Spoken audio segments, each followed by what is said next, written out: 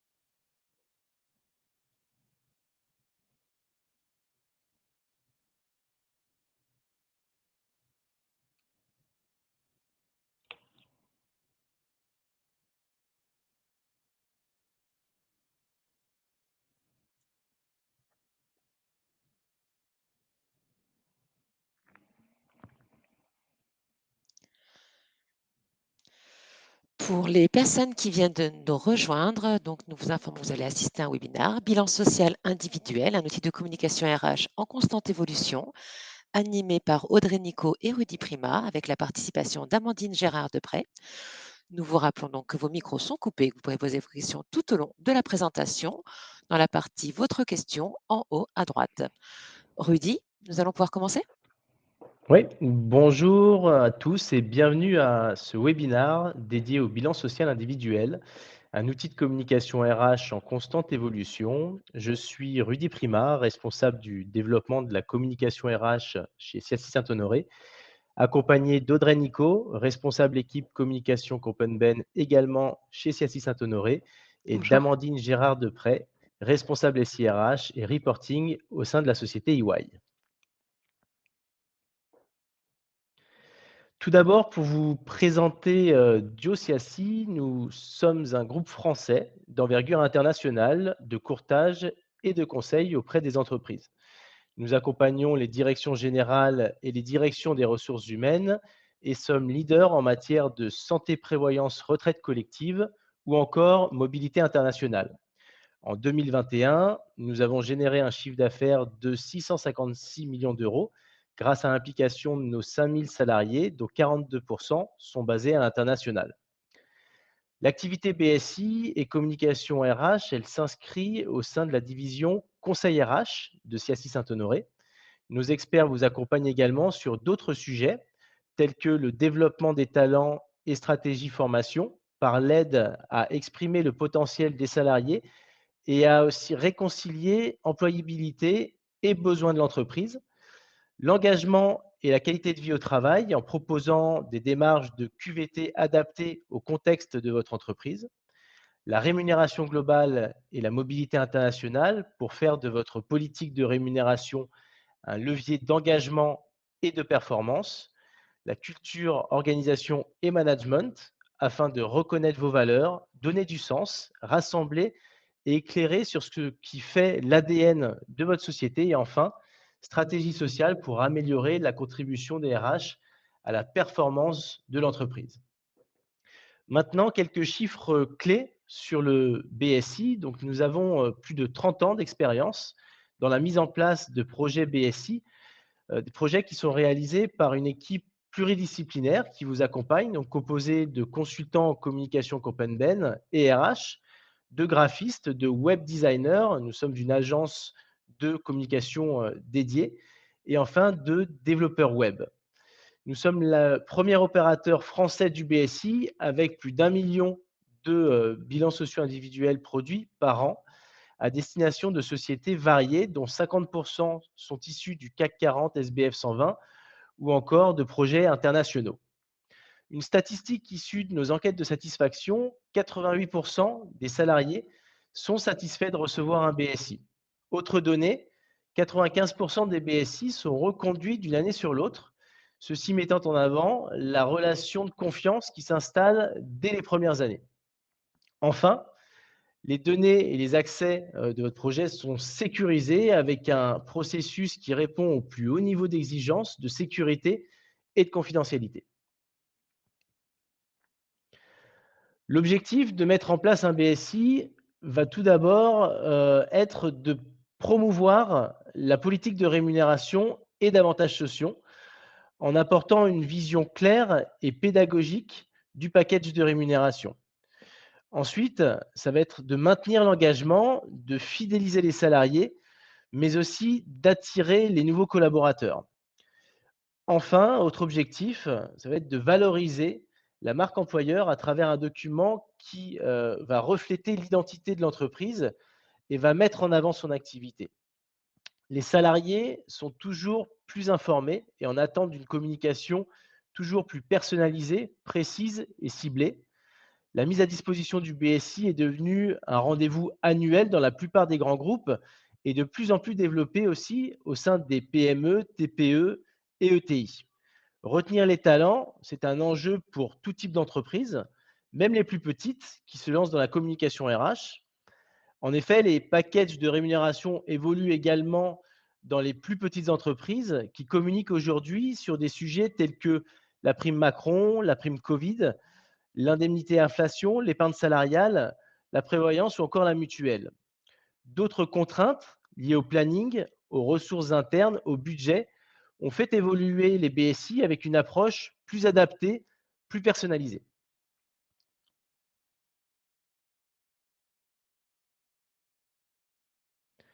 En fonction des organisations, le BSI va devoir s'adapter tout d'abord aux habitudes et aux valeurs de l'entreprise. Existe-t-il une culture orale ou plus une culture papier ou bien une culture digitale? Le BSI aussi va s'adapter à la typologie des collaborateurs. Sont-ils plutôt sédentaires, nomades? Travaillent-ils dans des bureaux, dans des lignes de production? Et quel est le nombre d'effectifs? Il va s'adapter aussi à la maturité technologique. Les salariés disposent-ils d'adresses email, d'équipements PC? Ont-ils accès à un coffre-fort électronique? L'ont-ils activé? Ont-ils un smartphone? Et enfin, aux prérequis de communication interne, en respectant la charte graphique et en étant aussi en cohérence avec la communication interne de votre entreprise. Je vous propose maintenant le retour d'expérience d'Audrey Nico, responsable d'une équipe BSI chez CIACI Saint-Honoré. Audrey va vous éclairer sur les évolutions de support constatées lors de projets BSI et les problématiques que cela engendre. Bonjour à toutes, bonjour à tous. D'abord, dans un premier temps, pour, ceux qui se lancent dans le BSI, qui connaissent, pas totalement, l'outil, un rapide, rappel. Donc il s'agit vraiment d'un document individualisé, comme l'a dit Rudy, qu'on remet à chaque collaborateur pour lui expliquer son package de rémunération et les avantages donc qui le composent. On vient ajouter dans ce document de la pédagogie autour de dispositifs RH qui ne sont pas toujours accessibles pour le collaborateur, comme pourquoi pas la prévoyance ou l'épargne salariale. Aujourd'hui, ce qu'on voulait faire, c'est vraiment vous montrer que cet outil de communication, il évolue et qu'on cherche vraiment à le challenger, le renouveler, que ce soit dans son format ou dans son contenu et je vous propose d'abord aborder, le format. Donc, le format d'abord, il peut être papier. Ce support est vraiment apprécié par les moyennes entreprises et on peut le préconiser pour une première édition ou selon le niveau de digitalisation de l'entreprise, le secteur d'activité ou encore l'effectif.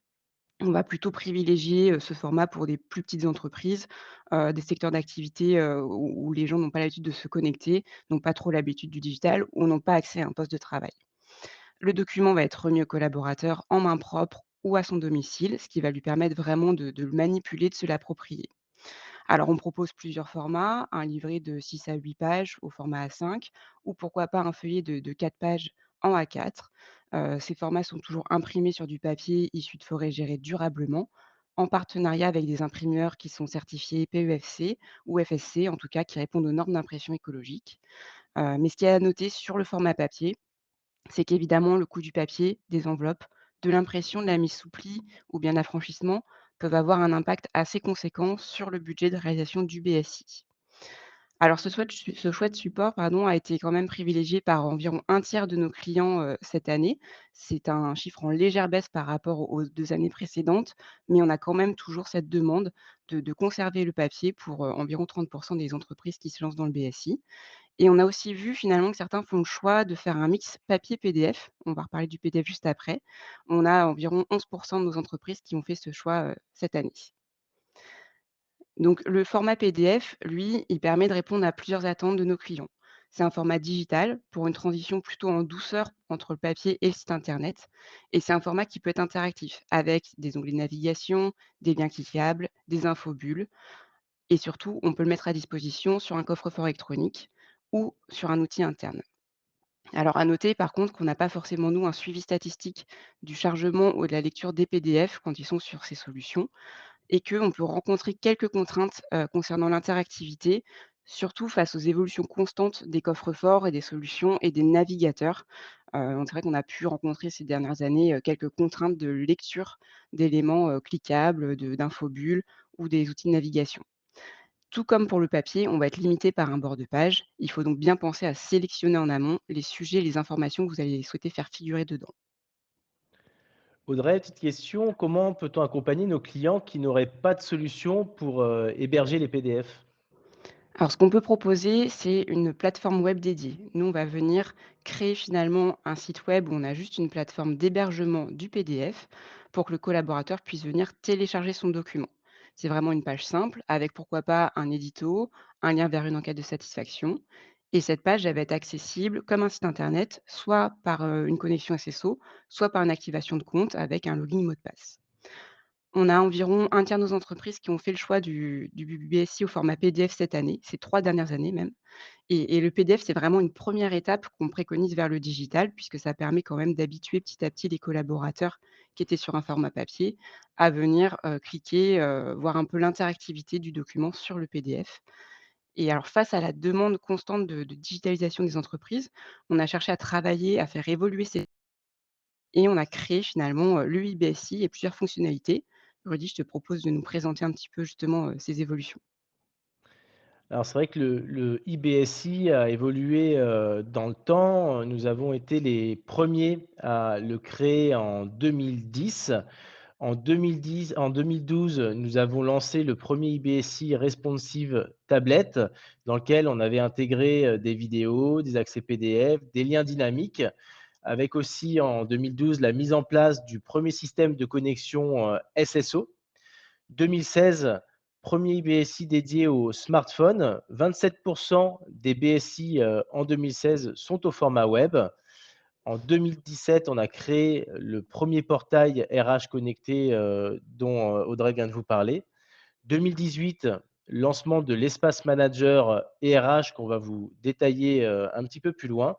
Et enfin, 2021, la création de la console d'administration, client pour réaliser des actions en direct sur le IBSI.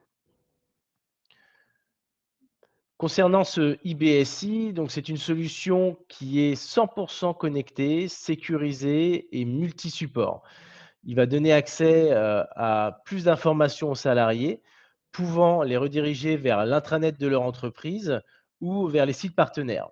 Depuis 2009, la solution évolue avec dernièrement la mise en place de la console d'administration. Le IBSI va comprendre des fonctionnalités innovantes, donc les données en live, l'espace manager, des quiz pédagogiques qui vont finalement rendre acteur le collaborateur de son BSI qui va lui-même aller chercher l'information.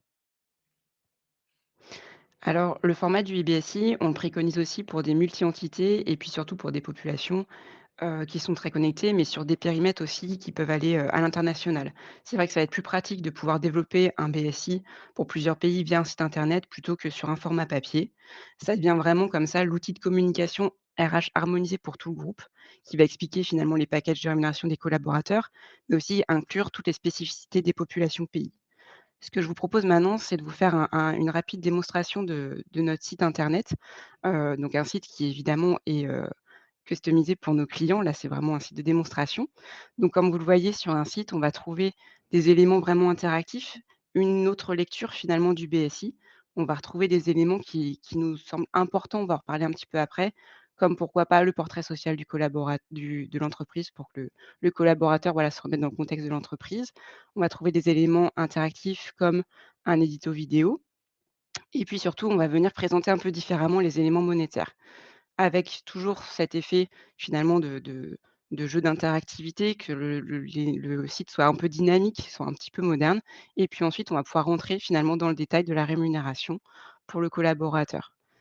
L'idée, c'est toujours de lui apporter un petit peu de nouveauté, un peu de modernité, mais de retrouver quand même la construction d'un BSI. On va retrouver voilà, les éléments de rémunération directe, fixe variable, l'épargne salariale, qu'on va pouvoir ensuite finalement venir détailler dans une page dédiée. Donc mettre beaucoup plus d'informations. Peut-être que jusqu'à aujourd'hui, vous disiez, bah, c'est soit j'aborde les sujets, je détaille ce qu'est un peu l'épargne salariale, soit je peux montrer vraiment un schéma, mais je ne peux pas faire les deux, parce que sur un PDF ou du papier, on va être un petit peu coincé par les bords de page. Sur le site internet, on n'a plus vraiment, cette contrainte et puis on peut enrichir ce site avec, des éléments, cliquables, qui vont venir se dérouler. Pourquoi pas des quiz, pourquoi pas d'autres vidéos? Vraiment, tout un tas d'éléments qui rendent le site, dynamique et attractif. On va retrouver aussi, des liens vers d'autres sites, internet, donc vos sites partenaires, ou encore vers des notes, explicatives, notamment par exemple sur la protection sociale. Ce qu'on voit aussi apparaître sur le site internet de plus en plus, c'est, le détail donc des formations, du temps de travail. C'est toujours aussi des questions qu'on se posait sur le BSI. Quand on est un peu contraint par un nombre de pages, on se dit: «Tiens, on ne peut pas forcément parler de tout, vraiment aborder tous les sujets qui n'étaient pas forcément, mis en avant dans le BSI» et de plus en plus, on voit apparaître des sujets aussi, qui vont jusqu'à la qualité de vie au travail. Audrey, autre question, comment cette solution digitale continue d'évoluer dans le temps? Alors, en fait, on l'a fait évoluer à travers des options qu'on va venir proposer en plus du site. Ce que disait Rudy tout à l'heure, c'est qu'effectivement, on a pu, identifier des éléments complémentaires au site et du coup, les développer ces dernières années. Donc déjà, la possibilité d'avoir une version smartphone. On va retravailler ce site internet, mais avec un affichage vraiment dédié pour l'écran du téléphone. On n'aura plus autant de visuels, on n'aura peut-être plus autant de schémas. On va venir vraiment, réduire un petit peu, l'affichage pour que ce soit fluide et que le collaborateur n'ait pas à scroller, tout le long du site sur son téléphone. On a aussi créé ce qu'on appelle des synthèses PDF pour ceux qui souhaitent quand même archiver le BSI. On sait que pour certains, c'est important de retrouver, quand même les informations, de pouvoir les conserver. Donc on va pouvoir venir mettre en page un PDF avec les principaux éléments du site pour le collaborateur, plutôt les synthèses monétaires. On ne va pas remettre toute l'explication, par exemple, de la mutuelle, de la prévoyance, mais vraiment les éléments monétaires de l'année. Il pourra comme ça télécharger ce PDF, le conserver ou l'imprimer et ensuite cette synthèse, on pourra l'afficher en historique d'une année sur l'autre sur le site. On a également développé la console d'administration, comme tu l'as dit Rudy. Donc là, ça permet vraiment aux référents RH d'avoir un suivi statistique des connexions et puis d'autres fonctionnalités comme pourquoi pas, le déblocage de compte si on est sur, une connexion par activation de compte ou encore un espace manager.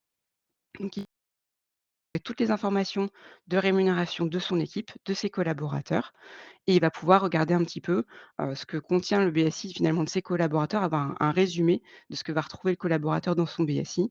Ça va permettre au manager aussi de devenir un petit peu plus acteur RH pour pouvoir répondre aux questions, si le collaborateur en a, à la place du référent RH. Alors, comment peut-on intégrer les populations non connectées dans le cadre d'un projet IBSI?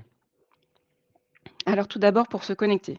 C'est vrai que, normalement pour une population connectée, on va envoyer un mailing avec le lien du site. Le collaborateur va se connecter, va renseigner ses identifiants et créer son mot de passe. Ou alors via un lien SSO, ici pas besoin d'éléments de connexion, il va rentrer dans l'univers, de son entreprise et puis accéder directement à son site IBSI. Pour un collaborateur qui n'aurait pas, de poste de travail dédié ou, une adresse mail professionnelle, courrier à son domicile avec des identifiants temporaires. Ensuite, il va suivre un parcours de connexion qui sera sécurisé, qui sera le même qu'un collaborateur connecté. Il va venir choisir l'adresse mail de son choix pour pouvoir accéder finalement aux différents mails automatiques, pour ainsi ensuite créer son mot de passe. Ensuite, ce qui est important aussi de noter, c'est vraiment de renforcer la communication autour du BSI.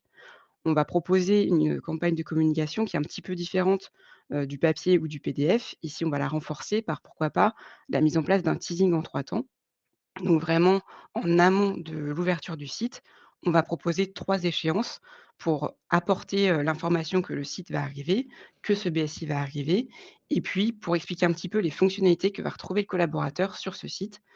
Il n'a pas l'habitude du BSI, digital, si c'était plutôt du papier, ça va vraiment susciter son intérêt, venir lui montrer un petit peu toutes les possibilités de liens cliquables, des éléments de navigation. Donc, ces teasings peuvent aussi être une animation vidéo qui montrerait les fonctionnalités sur le site et puis qui va donner, envie aux collaborateurs de se connecter.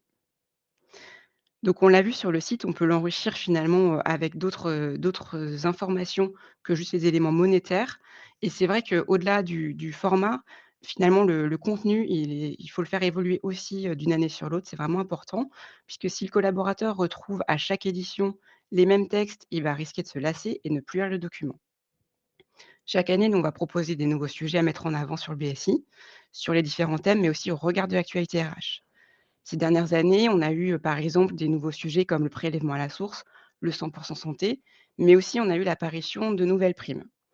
Alors, ces nouvelles primes, elles sont d'abord issues pour la plupart de l'actualité. Par exemple, prime pouvoir d'achat, prime Covid, indemnité inflation et on va chercher à les mettre en avant, mais en rappelant qu'il s'agit de dispositifs plutôt exceptionnels qui ne peuvent pas forcément durer dans le temps. Donc on va les valoriser un petit peu en dehors du package de rémunération ou alors les intégrer, mais vraiment bien expliquer qu'on est sur un élément, qui est exceptionnel. On voit également de plus en plus de pédagogie autour, par exemple, de la prime de cooptation. Ça encourage les collaborateurs à participer activement au recrutement. On sait que c'est un sujet vraiment important pour les entreprises ces dernières années. Donc, de susciter l'intérêt du collaborateur et de lui rappeler que ce dispositif existe, c'est vraiment important. Et puis, de façon plus classique, on peut trouver des encarts d'explication sur des primes conventionnelles, comme la prime d'ancienneté, par exemple. Alors, à noter pour ceux qui souhaitent se lancer dans le BSI, et qui voilà, connaissent pas encore trop l'outil et comment, se lancer, dans le sujet, c'est vraiment important de bien connaître son package de rémunération. De Ça va vraiment permettre de construire ensemble les extractions de paye en amont du projet. Se poser vraiment les bonnes questions de qu'est-ce qu'on met dans ce BSI. L'idée, c'est pas d'avoir toute une liste de primes, mais, vraiment de définir les éléments à afficher ou à regrouper. De plus en plus, les éléments variables, ils vont être regroupés en 3 grandes rubriques. Il y a la performance, il y a l'activité ou il y a la situation du collaborateur. Ça va éviter sur la partie variable de donner toute une liste de longues primes, dont les montants ne sont pas forcément, toujours, très valorisants, parfois faibles. On va venir les regrouper et donner un montant plus conséquent. Et cette évolution des contenus, on l'a remarqué en fait, dans la structure de rémunération, mais aussi dans la présentation du document. Là, à gauche sur la slide, vous voyez finalement qu'on avait, avant vraiment une structure, plutôt synthétique du bilan de rémunération.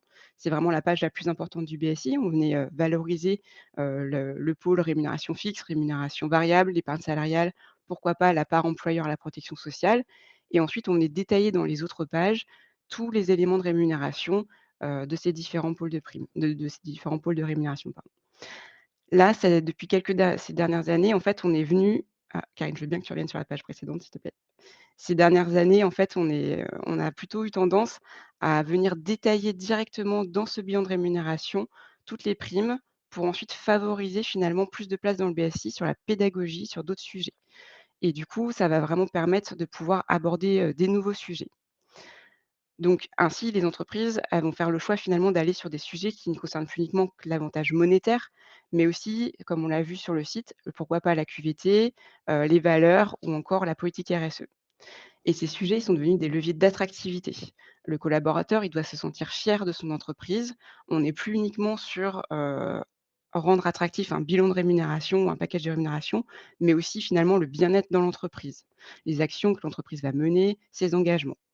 Et donc on voit apparaître, voilà, ces nouveaux contenus, comme donc la qualité de vie au travail, la politique RSE, pourquoi pas un rappel des accords signés dans l'entreprise ou encore, comme on l'a vu tout à l'heure sur le BSI, l'affichage du portrait social via une infographie des principaux chiffres clés. Et du coup, c'est un moyen vraiment de replacer le collaborateur dans le contexte de l'entreprise et lui rappeler les points marquants de l'année passée. Ce constat, on a aussi pu le voir sur des périmètres internationaux. Le bien-être dans l'entreprise, c'est vraiment au cœur de toutes les politiques RH. Ça passe aussi bien par la mise en place de dispositifs d'aide au quotidien pour le collaborateur, comme la crèche, la conciergerie, mais aussi la valorisation d'actions concrètes. Les montants qui sont versés, par exemple, aux fondations, aux œuvres sociales, pourquoi pas le programme de sensibilisation sur le développement durable, ou encore la participation à des événements forts de l'entreprise.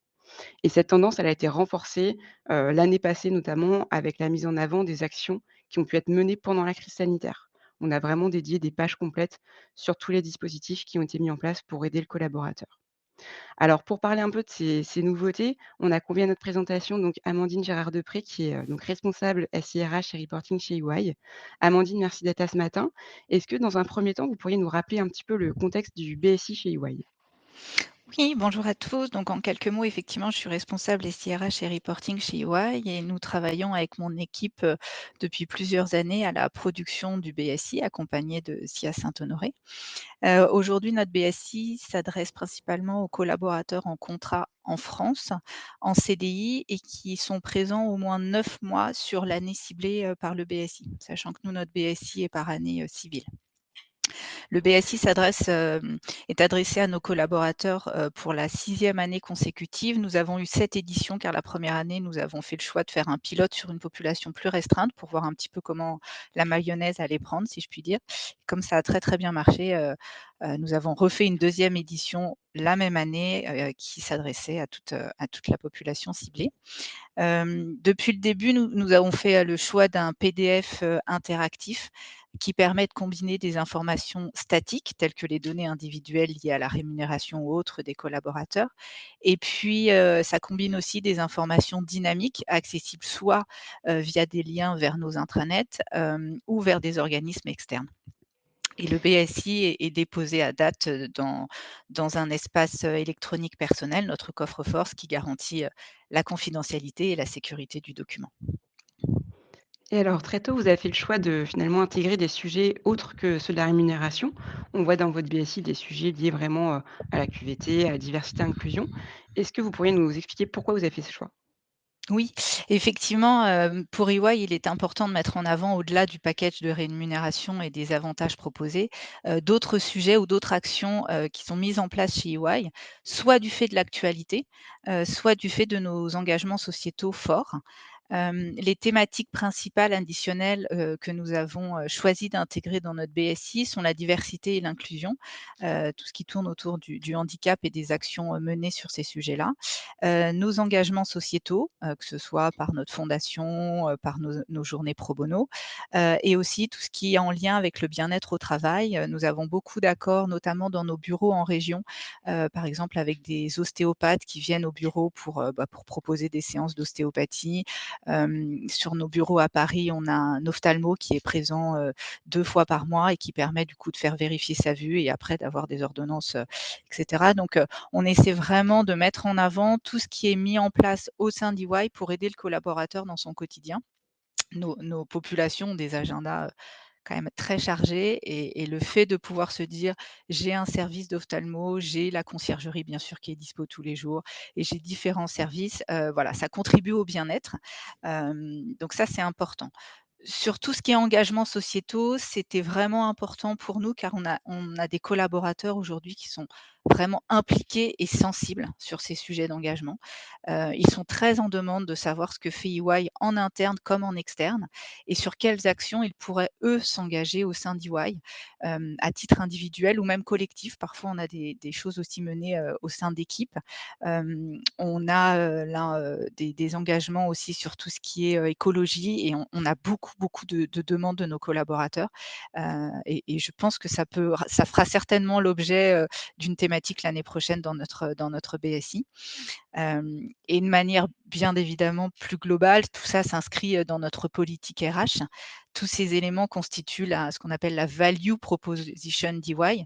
Ça rentre, en considération dans l'attraction de nos candidats, avec la marque employeur qui est vraiment mise en avant et puis aussi dans leur rétention tout au long de la vie de nos collaborateurs chez EY. Cela contribue à mettre vraiment en perspective notre approche du building a better working world.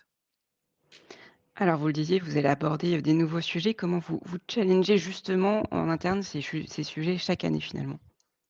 Alors nous avons donc plusieurs thématiques devenues incontournables, telles que celles que j'ai abordées précédemment sur les engagements et la diversité, où EY se positionne vraiment comme un acteur actif. Mais en complément, nous regardons bien sûr l'actualité, ciblée, par l'année du BSI. Par exemple, quand, nous avons été dans des contextes Covid, nous avons mis en place différentes actions ciblées qu'on a vraiment voulu mettre en avant au sein de notre BSI. Je vais donner quelques exemples. On a vraiment fait une page dédiée sur tout ce qui était actions ciblées d'accompagnement logistique, de mise à disposition des écrans, des fauteuils et cetera. Des soutiens aussi, psychologiques, et d'accompagnement et nous avons aussi, mis en avant dans notre BSI, lors des années Covid, les escales, qui étaient vraiment quelque chose sur lequel EY a beaucoup travaillé. Ces escales permettaient d'avoir en fait des connexions, donc via un lien Teams, c'était tous les 10 jours, et ça permettait en fait d'embarquer nos collaborateurs dans différentes thématiques et notamment sur l'approche, distancielle du travail, sur la gestion d'équipe, sur l'investissement, sur l'accompagnement des collaborateurs et des managers dans cette période qui était quand même un peu délicate pour tout le monde. Et c'est vraiment ces thématiques qui ont été mises en avant dans les BSI des 2 dernières années principalement.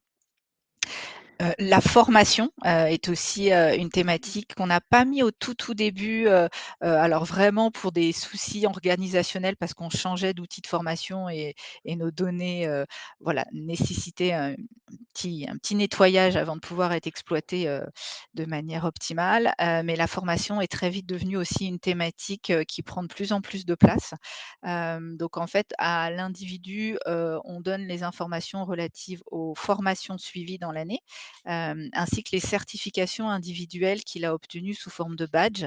C'est une dynamique qui est assez récente chez EY. Chaque collaborateur, en fait, a à disposition une grosse plateforme de formation sur laquelle il peut aller s'auto-former et après, cela permet de conduire à des certifications de différents niveaux et c'est important pour nous de valoriser, en fait, les investissements de formation, de chacun des collaborateurs. Ce sont des valorisations qui sont aussi bien, utiles pour l'interne, pour les missions sur lesquelles on va les positionner, qu'en externe. Donc ça, c'est important et on a aussi, au-delà des données individuelles, liées à la formation, mis un accent aussi, alors c'est pas tout à fait dans le portrait social, qui était, abordé précédemment, mais on a vraiment aussi eu un prisme, au niveau de l'entité juridique du collaborateur pour dire: «Bah, voilà, sur ton entité juridique, il y a eu X heures de formation en moyenne par collaborateur». Ça permet aussi de valoriser, les gros investissements de formation qu'EY fait auprès de ces populations. Et votre BSI et ces sujets, comment est-ce qu'il est perçu par les collaborateurs? Est-ce que vous arrivez à avoir finalement leur ressenti sur ces sujets notamment? Oui, alors, aujourd'hui, l'édition du BSI est un rendez-vous vraiment attendu par nos collaborateurs. Ce rendez-vous annuel, nous le diffusons en avril, généralement. Donc c'est vraiment, très attendu. Nous incluons une enquête, dans nos BSI, donc ça nous permet de voir que les retours sont vraiment positifs et que les thématiques abordées semblent vraiment correspondre à leurs attentes. Ils y retrouvent aussi bien des informations générales et individuelles pertinentes. Ces enquêtes nous permettent aussi de recenser les thématiques futures souhaitées, en plus de ce que nous, on voudrait mettre au vu de l'actualité ou de nos engagements. Ça permet aussi de recenser et de prendre un petit peu la température de ce que nos collaborateurs souhaiteraient voir. Il y a 2 choses qui sont remontées, ces dernières années, c'est, d'avoir une situation de leur compteur de congés à date, alors qu'aujourd'hui nous affichons en fait, les jours théoriques acquis. Et puis la deuxième thématique, c'est, d'avoir un benchmark de rémunération pour que chacun des collaborateurs puisse se positionner par rapport à ses pairs. Un sujet qu'on travaillera effectivement, dans les prochaines années, avec vous. Pourquoi finalement de rester sur le PDF? Parce que vous avez une population qui est plutôt connectée et de ne pas aller vers une solution de IBSI? Alors, c'est vrai qu'initialement, nous avons choisi un support PDF interactif. Le papier n'a jamais été envisagé, chez nous de par la nature de nos collaborateurs qui sont tous équipés, d'un ordinateur et qui sont tous très connectés. Notre volonté aujourd'hui, est de rester sur ce PDF interactif. Principalement afin d'éviter d'avoir, un espace supplémentaire, et qui risquerait de perdre nos collaborateurs. Ils ont déjà l'intranet, ils ont déjà un espace, pour aller voir leurs données, liées, aux demandes d'absence et cetera. Donc, le BSI aujourd'hui est déposé dans nos coffres électroniques. Le collaborateur sait où retrouver, ce document au même titre que les autres documents importants et confidentiels transmis par EY. Donc ça permet vraiment de centraliser tout ça. Et pour répondre au point que vous aviez soulevé précédemment sur le possible manque de visibilité des ouvertures de BSI liées au PDF interactif, nous, ce que l'on fait, c'est que nous demandons en fait à notre prestataire qui nous met à disposition notre coffre électronique où sont déposés les BSI, de nous envoyer le taux d'ouverture des documents. Donc ça, c'est tout à fait, possible et ça permet du coup d'adresser le point que vous souleviez tout à l'heure sur, le la vision, un petit peu macro de l'ouverture ou non des BSI PDF. Merci Amandine pour vos réponses. Alors vous l'avez dit un petit peu plus tôt, la formation, c'est effectivement un sujet important. Il a d'ailleurs été demandé aux entreprises de communiquer auprès de leurs collaborateurs sur leur développement, des dernières années. Nous, on a vraiment cherché aussi à faire évoluer, bah, le BSI, hein, vers d'autres solutions. On est vraiment toujours dans ce sujet de constante évolution et travailler un peu différemment la data individuelle et pour le faire, on a ainsi, créé le bilan insuffisant. Rudy, je vais te laisser le soin de reprendre la parole et puis nous parler un petit peu des autres outils qu'on a pu développer pour mieux communiquer auprès des collaborateurs. Oui, merci beaucoup Amandine pour votre intervention.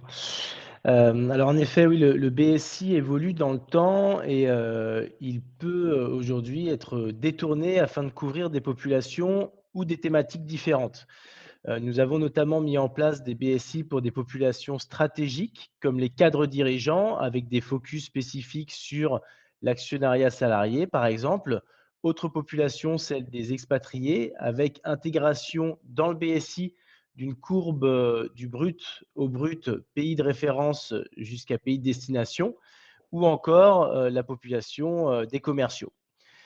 Il peut, également y avoir, des BSI sur des sujets ciblés pour l'entreprise, tels que le bilan de formation, à 6 ans, répondant à une obligation, légale ou encore la retraite, la prévoyance santé, les avantages sociaux. À titre d'exemple, nous avons récemment mis en place des bilans avantages sociaux pour des CSE. Il existe également des BSI destinés au recrutement.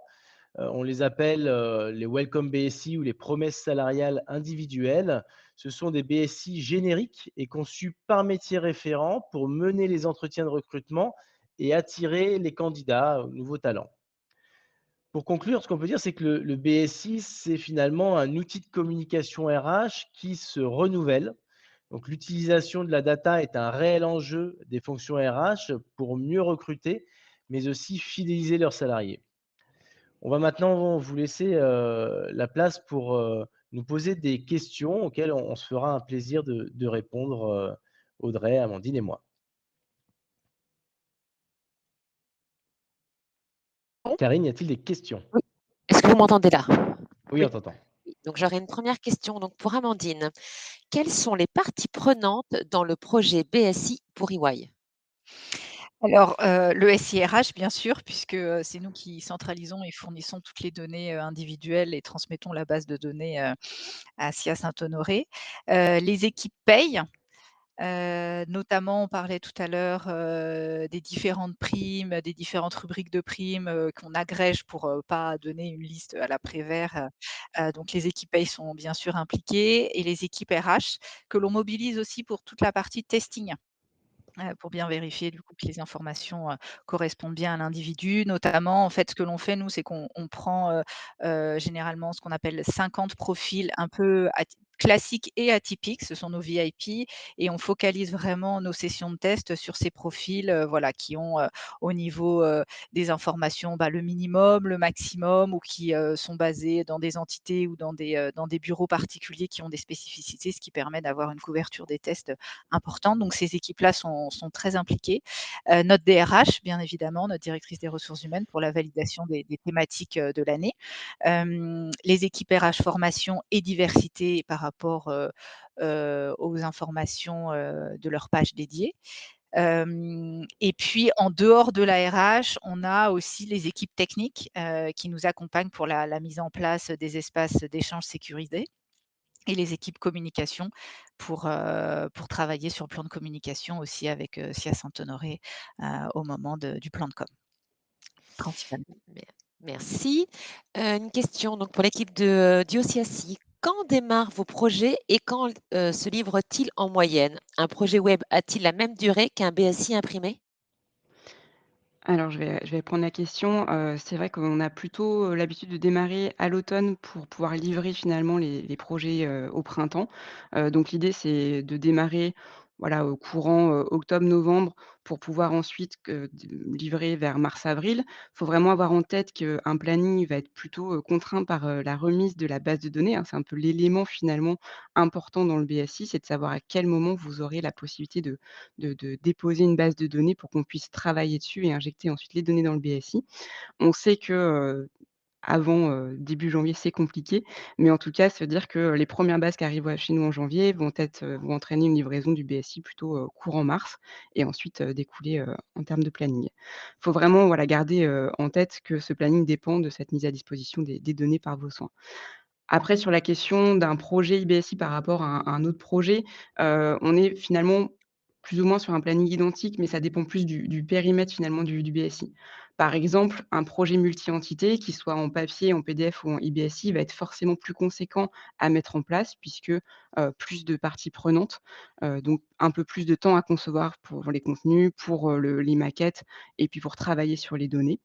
Là où un projet, on a une seule entité, une seule population, ça va être un petit peu plus court. Par contre, ce qui est à noter, c'est que des clients qui se posent la question de travailler d'un BSI papier, de passer sur un IBSI, sur un BSI vraiment site internet, il va falloir quand même repenser le contenu vraiment différemment. On va venir l'enrichir, apporter plus d'informations, donc forcément passer un petit peu plus de temps sur cette partie-là. Donc on va préconiser de démarrer un petit peu plus tôt que pour un BSI papier si, ils étaient, habitués à ce planning-là. Merci. Une autre question pour l'équipe d'IOCACI. Peut-on mettre à disposition des PDF interactifs sur smartphone? Alors, sur la partie PDF, effectivement, on peut les mettre sur un smartphone. Le seul point à avoir en tête, c'est que les éléments d'interactivité ne fonctionnent plus sur le smartphone. Par exemple, les pop-up, les infobules, on va plus pouvoir venir cliquer sur l'infobulle, sur le PDF, sur le smartphone. Donc, il faut vraiment avoir en tête cet élément, sachant aussi que le PDF, finalement, est pas forcément, pensé en termes graphiques pour apparaître sur un smartphone. C'est pour ça qu'on a vraiment créé, finalement, une version du site internet en version smartphone, là où on vient vraiment retravailler graphiquement, les contenus, les schémas pour que ce soit très lisible et qu'on n'ait pas trop de texte, trop d'informations sur une même page, mais vraiment l'essentiel avec la synthèse de rémunération, avec un petit peu d'informations complémentaires. Mais effectivement, alors on peut tout à fait ouvrir un PDF sur smartphone, mais je pense que vous avez peut-être déjà fait, l'exercice. On n'est pas sur une lecture qui est totalement adaptée pour ce format. Merci Audrey. Toujours une question. Concernant les enquêtes de satisfaction du BSI, dans l'idéal, quand faut-il les faire?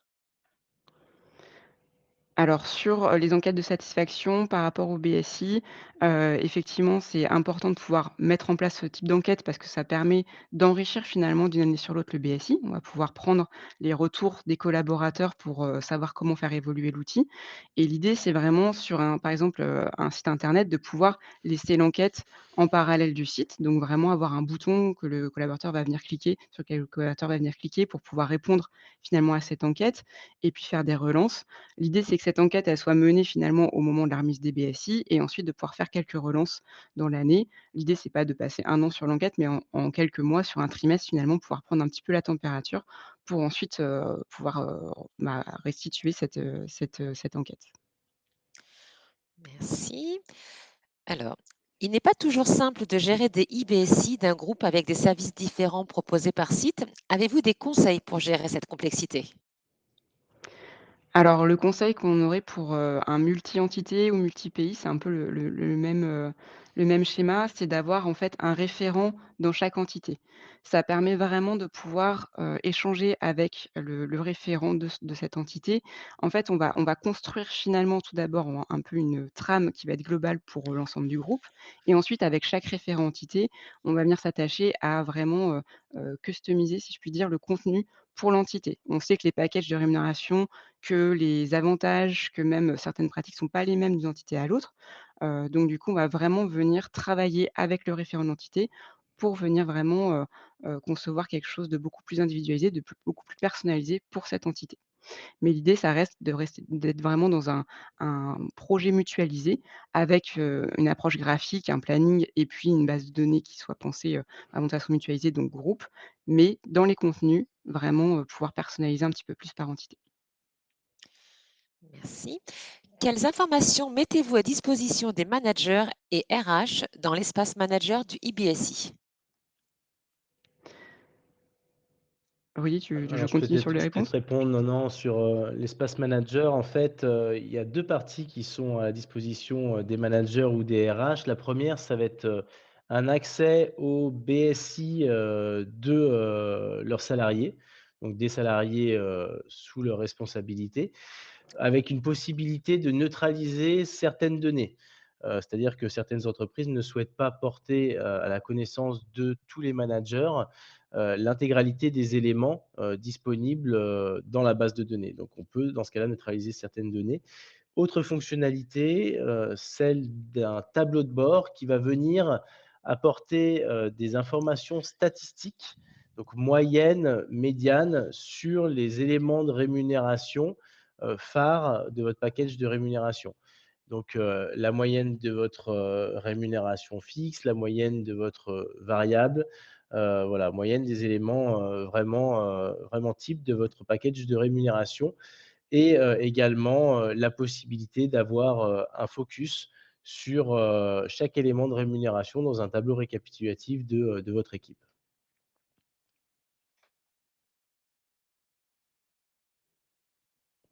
Allô? Oui, pardon. Hem, pour attendez, j'attends. Pourquoi les projets IBSI sont-ils plus complexes que les autres? Alors, plus complexe, on va dire que c'est parce que c'est une différence sur, les habitudes qu'on peut avoir sur un BSI. C'est vrai que le IBSI, il est assez, nouveau par rapport au PDF ou au papier. On avait l'habitude d'avoir une trame sur un certain nombre de pages avec des effets de bord de page. Là, sur un IBSI, comme on l'a dit, on peut mettre plus de contenu. Donc ce qui va rendre un peu plus complexe, c'est finalement se dire, qu'est-ce qu'on vient apporter comme contenu pour enrichir? En rendant toujours ce contenu accessible, hein, parce que l'idée, c'est pas de présenter la prévoyance, mais de toujours pas, la rendre accessible au collaborateur. Il faut quand même vraiment lui expliquer ce que c'est, par exemple, hein. Je prends la prévoyance comme exemple, mais ça peut être un autre sujet. Donc l'idée, c'est vraiment de se dire: «Comment est-ce qu'on vient travailler cette arborescence, ces contenus pour être sûr qu'on n'en mette pas trop, on mette quand même l'information, nécessaire pour le collaborateur». Donc c'est un petit peu cette complexité qui peut venir sur la partie, conception du document.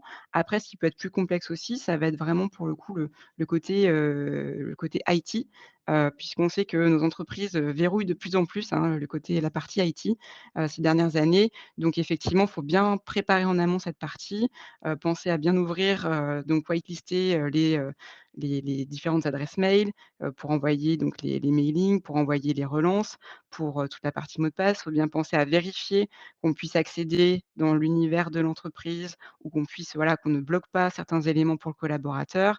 C'est vraiment la partie IT qui, vient s'ajouter, ce qu'on n'avait pas forcément, évidemment sur le papier. Alors, j'ai une dernière question. Donc, pour information, c'est vrai qu'on a reçu beaucoup de questions. On reviendra en fait sur les questions en fait qui ont été posées. On va répondre à une dernière question. Sur l'espace manager du IBSI, est-il possible de limiter l'accès des managers à certaines pages afin qu'ils n'aient pas accès à certaines infos plus personnelles, notamment sur les versements PE? Alors, je pense que la question a peut-être été posée, avant que j'apporte les Ah, précisions sur l'espace manager.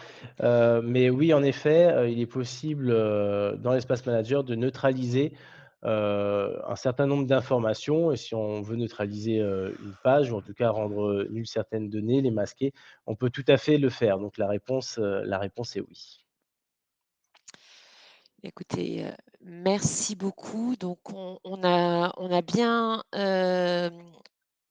relevé toutes les questions qui ont été posées sur la plateforme, donc il y en a beaucoup. Donc je pense que Rudy, Audrey, on vous les transmettra pour que vous puissiez répondre directement. OK. Avec plaisir.